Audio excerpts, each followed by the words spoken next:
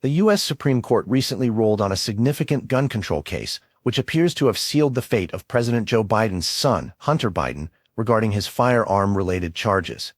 Hunter Biden, 54, was found guilty of 3 felony charges for lying to a gun dealer about his drug use to obtain a firearm.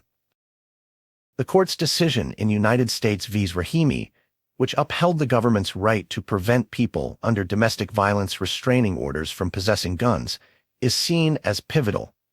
Legal analyst Jonathan Turley and others suggest that this ruling undermines Hunter's chances of appealing his conviction.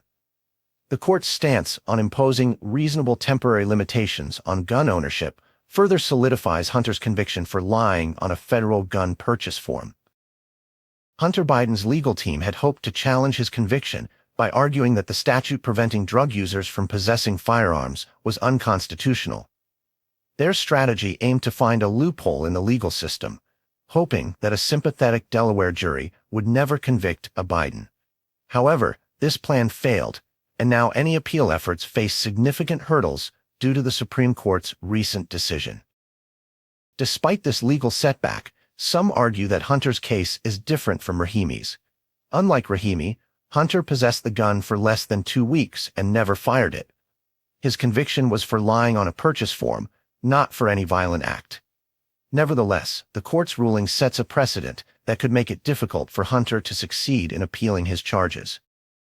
President Joe Biden has publicly stated that he will not pardon his son, emphasizing personal responsibility and the rule of law, despite the familial connections. Hunter Biden also faces additional charges of tax evasion and filing a false tax return in California, which could result in a prison sentence of up to 17 years if convicted.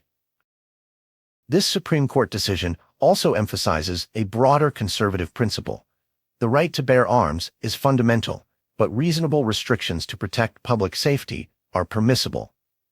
This ruling reinforces the importance of maintaining law and order even when it affects those in high political positions.